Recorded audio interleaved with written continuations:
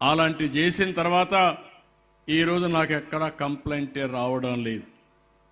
ఈరోజు నేను కూడా ఎస్సీ కుటుంబంలో కూర్చొని వాళ్ళు చేసిన పలహారం తీసుకొని వచ్చినప్పుడు ప్రతి ఒక్కరికి ఇది ఒక మెసేజ్. ఎందుకు చెప్తున్నానంటే మనలో కూడా మానవత్వం ఉండాలి. మనుషులందరూ సమానమే. ఇప్పుడు ఒక అమ్మాయిని చూశారు, రత్నలత ఆస్ట్రేలియాలో చదువుకొని ఆడ ఉద్యోగం వచ్చింది. ఆ అమ్మాయిని చూస్తే అందరి పిల్లలతో సమానంగా ముందుకు పోయింది. ఇంకో పక్క అనిల్ని చూశారు, కెనడాలో ఉద్యోగం చేస్తున్నాడు, 70 లక్షల రూపాయలు 60-70 లక్షలు సంపాదిస్తున్నాడు. ఇప్పుడు అతన్ని అక్కడ ఎస్సీగా ఎవరు చూడరు. ఇక్కడ అనాగరిక ప్రపంచంలో ఒకప్పుడు ఇవన్నీ ఉన్నాయి, అవన్నీ రూపుమాపాం. ఇంకో పక్క ఒక్క విషయం మీరు గుర్తుపెట్టుకోవాలి. ఇప్పుడే మా మంత్రి గారు చెప్పారు, మొన్న ఇంటర్మీడియట్ రిజల్ట్స్ వస్తే 94% రిజల్ట్స్ వచ్చింది సోషల్ వెల్ఫేర్ హాస్టల్స్ నుంచి, రెసిడెన్షియల్ స్కూల్స్ నుంచి. అంటే దీని ఉద్దేశం ఏంటి? ఎస్సీ పిల్లల్లో తెలివితేటలు ఉన్నాయా లేదా అని మిమ్మల్ని అడుగుతున్నా. ఇలాంటి పిల్లల్ని చదివించాలని నిర్ణయం చేసింది ఎన్టీ రామారావు గారు చేశారు.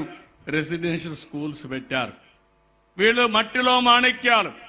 ఈ పిల్లల్ని బాగా చదివిస్తే ప్రపంచాన్ని శాసిస్తారనే ఉద్దేశంతో రెసిడెన్షియల్ స్కూల్స్ పెట్టారు. నేను కూడా ఆలోచిస్తున్నా, అనేక ప్రయత్నాలు చేశా. మళ్ళీ మీ అందరికి హామీ ఇస్తున్నాను, భవిష్యత్తులో ఎస్సీ పిల్లలందరూ చదువుకునేట్టుగా రెసిడెన్షియల్ స్కూల్స్ పెట్టి వాళ్ళ జీవితాలను మార్చే పరిస్థితి తెలుగుదేశం ప్రభుత్వం తీసుకుంటాం, ఎన్డీఏ ప్రభుత్వం తీసుకుంటాం.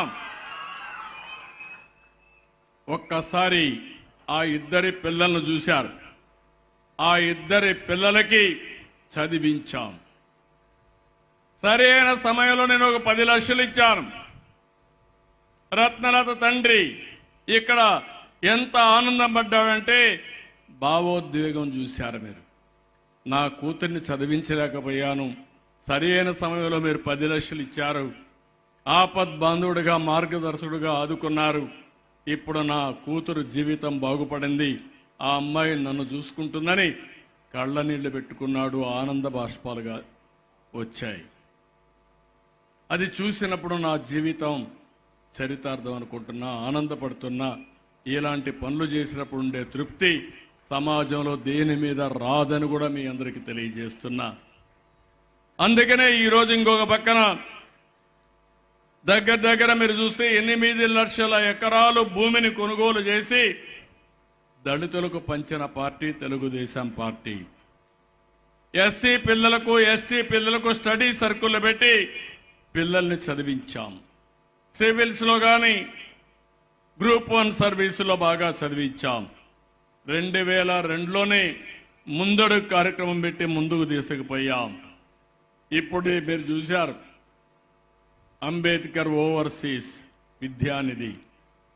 దీనిపై నేను ఒకటే హామీ ఇస్తున్నాను, మళ్ళీ చదువుకోవాలి అని ఆశుండే పిల్లలందరినీ చదివించే బాధ్యత ప్రభుత్వం తీసుకుంటాం.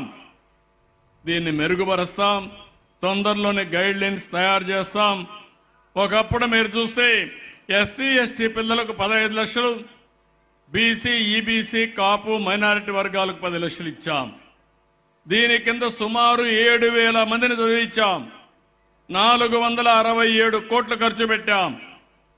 14-19లో ఎస్సీ విద్యార్థులకు 619 మందిని చదివిస్తే ఎస్టీ విద్యార్థులు 55 మంది చదివించి దగ్గర 50 కోట్ల రూపాయలు